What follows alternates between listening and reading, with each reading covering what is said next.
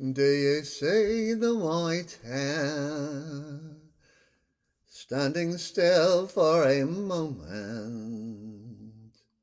There are footprints there under the great oak.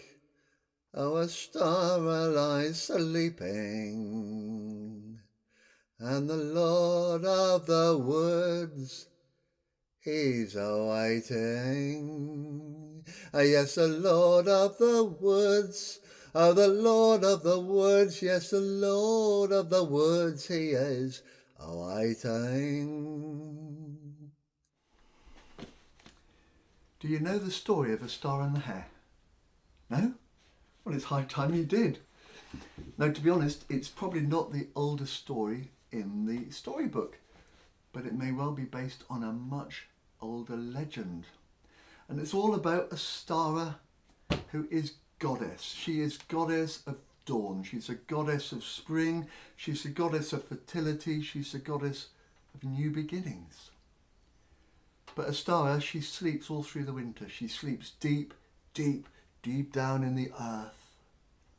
A silent slumber. But above her, guardian hares, they keep watch. They watch the ebb and the flow of the tides. They watch the waxing and the waning of the moons. And they watch the cycles of the heavens. And when the sun begins to shine again on Mother Earth and things begin to warm up, then they dance the dance of spring. It's a merry dance, it's a jolly dance, it's a wild dance. They are mad as March hares. And the thump, thump, thump, thump, thump on the ground, well, that wakes Ostara. And then she rises up and she walks the land. And wherever she walks, spring arrives. Leaves unfurl, buds open, blossom comes on the trees, and everywhere there is that beautiful new growth of early spring. Now, Ostara is still a maiden, but very, very soon she will meet her true love, the Lord of the Woods, also known by some as Equinox and by others as the Green Man. But for now, Ostara, well, she is just a typical teenager. And what do teenagers like to do? They like to sleep, and Ostara is no different. Now, one year, Ostara was having a duvet day. She just did not want to get up. And even when she heard the hares dancing above her head, she just wanted to pull the duvet over her head and go back to sleep. And that's what she did. And when she eventually woke up and she emerged, oh my goodness, disaster. She realised that the earth had been in the grips of winter for far, far too long. Everything was covered in snow and ice and frost. There was no sign of life, just a bleak, wailing wind. It was white. It all looked dead. And there in the snow in front of Ostara, she saw two little legs just sticking up through the snow, and she scooped the snow away, and inside was a frozen bird. It was a sparrow. It was a hen sparrow, and she was overcome with remorse. She felt so guilty. If she'd only woken up earlier, perhaps this little bird would have lived. When she picked it up in her hands and she cradled it and she said, "I'm so sorry, little bird." And she gave it a kiss. And as she did, the warmth of her breath, well, it revived that sparrow, and it shook its wings, and it shook off all the snow and the ice and the frost, and it started to sing. And it sang so joyfully and so merrily that Ostara, well, she just beamed.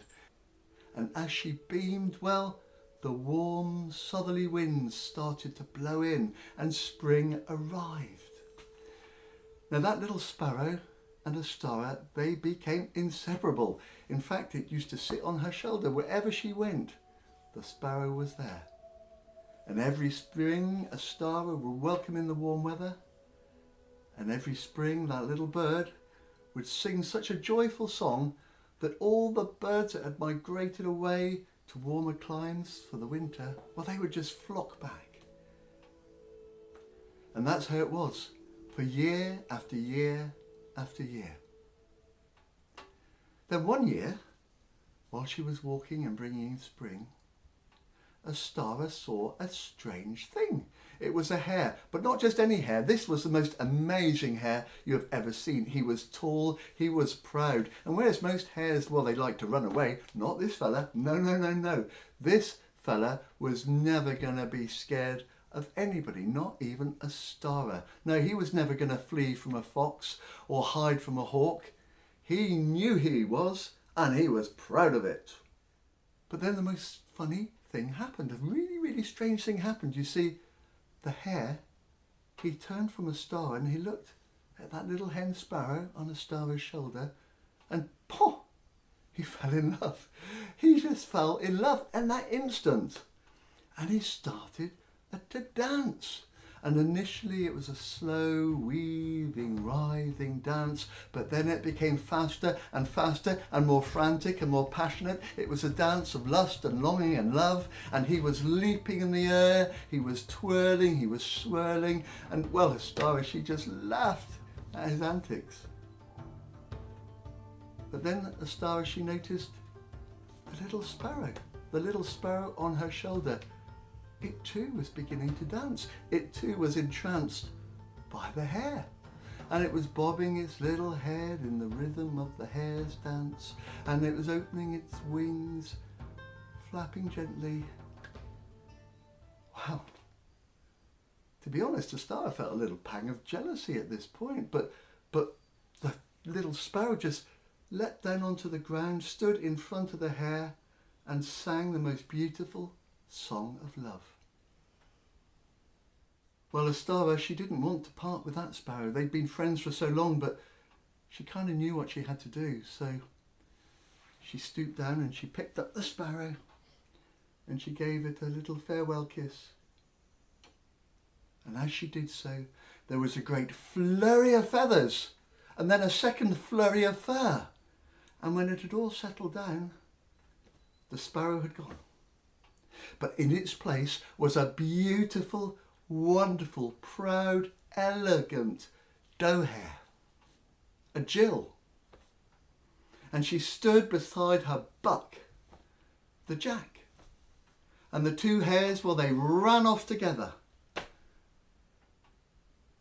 And Ostara, well, she was downcast. And then spring slipped into a sultry summer, and then with the falling of the leaves it was autumn, and then the snows came and it was winter, and Ostara, she slept. And when it was eventually time for her to wake up again, when the hairs above her head started to thump, well, she dragged herself out of bed because there was no enthusiasm anymore. You see, she missed her sparrow. She was bereft. She was lonely. And she walked the earth, but, well, there was no warmth in her. And so even though she walked, well, spring didn't arrive.